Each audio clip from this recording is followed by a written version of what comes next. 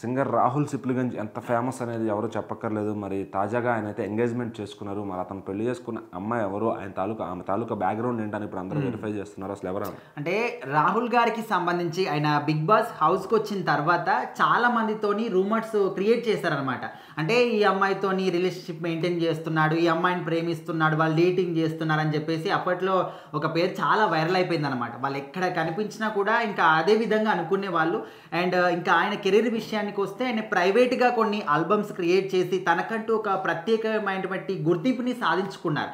అంటే ఫోక్ సాంగ్స్లో చాలామంది కూడా పాడుతూ ఉంటారు, కానీ ఫోక్ ప్లస్ సినిమాని ఏ విధంగా క్రియేట్ చేయాలని ఖచ్చితంగా రాహుల్ గారి స్టైల్ ఆఫ్ సింగింగ్తోని అందరూ కూడా తెలుసుకున్నారు. సో ఆ తర్వాత సినిమా రంగంలోకి అడుగుపెట్టిన తర్వాత ఇంకా ఆయనకు వచ్చిన ప్రతి ఒక్క సాంగ్ కూడా మంచి సూపర్ డూపర్ హిట్ కావడం, ఇంకా ఆ తర్వాత మంచి సినిమాల్లో ఛాన్సులు రావడం, ఈ విధంగా వస్తూ ప్రజెంట్ అయితే ఆయన ప్రపంచవ్యాప్తంగా కూడా మంచి గుర్తింపున్న వాయిస్గా ఆయన పేరైతే నిలిచిందన్నమాట.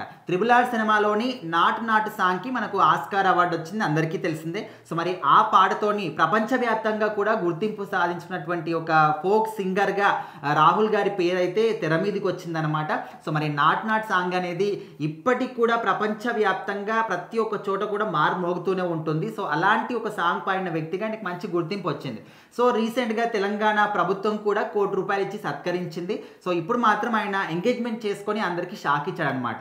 అయితే సినిమా రంగంలో అదేవిధంగా బిగ్ బాస్ హౌస్లో చాలా మందితో రూమర్స్ క్రియేట్ చేశారు కదా, మరి వాళ్ళు ఎవరిని కాకుండా అసలు సినిమా ఇండస్ట్రీకి సంబంధం లేనటువంటి ఒక అమ్మాయిని ఎంగేజ్మెంట్ చేసుకున్నాడు, ఇదేంటి అబ్బా అని చాలామంది షాక్ అయ్యారు. కానీ అందరికీ తెలియాల్సింది ఏంటంటే తన పేరు హరిణి రెడ్డి అనమాట.